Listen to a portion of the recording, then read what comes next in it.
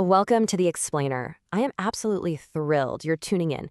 Today, we're taking something that, honestly, usually feels like a tangled web of confusing grammar rules, and we're turning it into your most practical tool. We're talking about the present tenses. We're going to demystify exactly how present tenses function correctly. And by the end of this, you'll see they're really not about memorizing dusty formulas. It's entirely about clear, intentional communication. So let's unlock a whole new level of fluency, shall we? So let's kick things off with a quick question. What is the actual real-world difference between I eat and I am eating? Both are present tense, right? And both are totally grammatically correct, yet they send two completely different messages to your listener. That right there is the central mystery we are solving today. Mastering these subtle choices of intent is literally the foundation of clear communication in English. It's how you tell people not just what you're doing, but how you perceive the action itself. All right, here's our roadmap for today. We'll start with the foundation of time and intent. Then we'll layer on our four present tenses one by one: simple, continuous, perfect, and perfect continuous, before mastering how they all work together. Okay, let's jump straight into section 1, the present tense foundation, focusing on time and intent. You know, English tenses aren't just arbitrary rules designed to trip you up on a test. They are deliberate, powerful choices. Every single time you pick a tense, you are actively changing the meaning of your sentence and signaling a very specific intent to the person listening.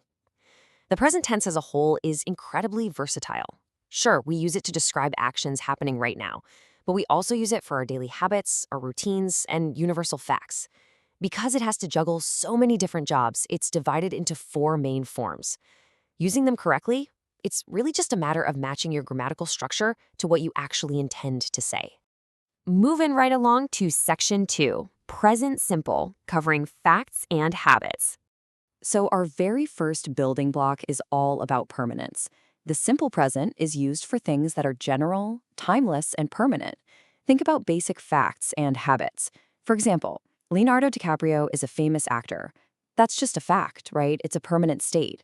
Or consider a habit, like he plays tennis every weekend. To build this, the formula is super straightforward. Subject plus the base verb. But there is a slight twist you've got to remember. When you're building this tense, watch out for the twist that happens when your subject is third person singular. That means he, she, or it. Look at the positive form. I drink water is fine. But if we're talking about he, it becomes he drinks water. You just have to remember to add an S or ES to the verb. It's a tiny detail, but absolutely crucial. And for the negative and interrogative forms, we just bring in the helping verbs do or does, like he does not smoke or do you play tennis? Now, this part is actually really fascinating. How does the simple present interact with the future? Take a look at these two sentences. My class will start at 8 a.m. is simple future, which kind of implies a one-off event. But my class starts at 8 a.m. uses the simple present to convey a scheduled timetable. It happens every single week without fail. You use the present simple here because that schedule is a permanent, unchanging fact of your routine. All right, section 3, present continuous, or things happening right now. We're shifting gears here. We are moving from a permanent, unchanging world to a temporary, active one. Also known as the progressive tense, the present continuous is used for actions happening exactly at the moment of speaking or for temporary situations happening around now. The focus is entirely on the unfinished nature of the activity. The formula is subject plus the to be verb, so am, is, or are, plus your verb with an ing ending. For example, DiCaprio is filming a new movie right now. The action is actively in progress.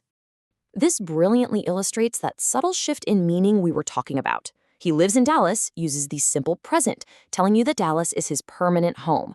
But he is living in Dallas uses the present continuous, which implies the situation is only temporary. Maybe he's just there for a short-term work contract and might move soon. One simple verb change completely alters the reality of the sentence. Pretty cool, right? Now, a quick heads up on a couple of common pitfalls to avoid as we learn this tense. First, don't use the continuous form for permanent states. You wouldn't say she is being a doctor. You just say she is a doctor. Second, and this is a big one, don't use it with stative verbs. Stative verbs describe states of being, emotions, thoughts, or senses.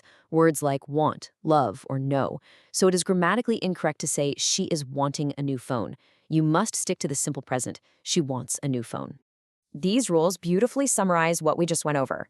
They break down the assertive, negative, and interrogative structures for both the simple present and the present continuous tenses side by side, complete with examples like she writes a letter versus she is writing a letter. It's a fantastic visual summary to really anchor these structures in your mind.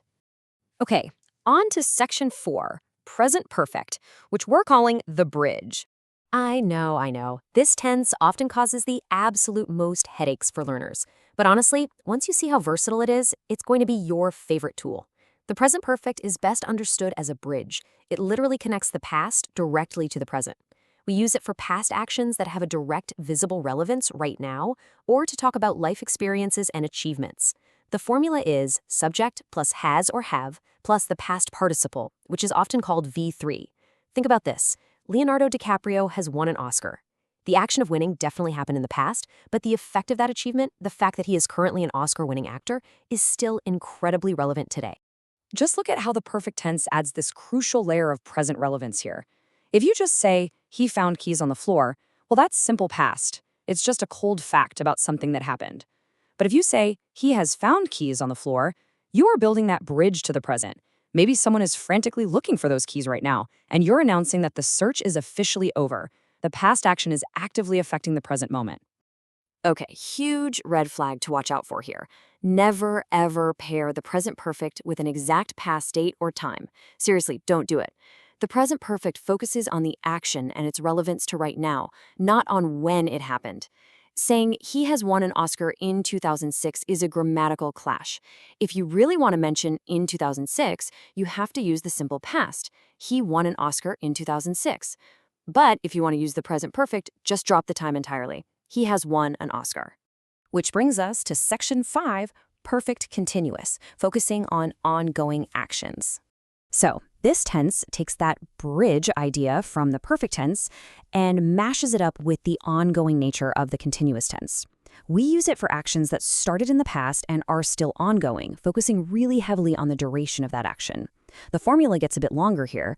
Subject plus has or have plus been plus the verb with an ing ending.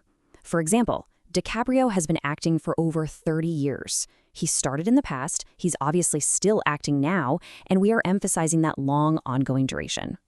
Taking a quick look at these structural formulas really cements the math of the grammar. You can clearly see how the structure evolves from she has written a letter in the present perfect, which focuses on the completion of the task, to she has been writing a letter in the perfect continuous, which completely shifts the focus to the ongoing process of writing itself. Finally, section 6, mastering the 4 tenses. Let's bring it all together. I love this part. This is the one-verb progression. It is incredibly powerful to see a single concept evolve across all 4 tenses to match a speaker's exact intent. Step 1.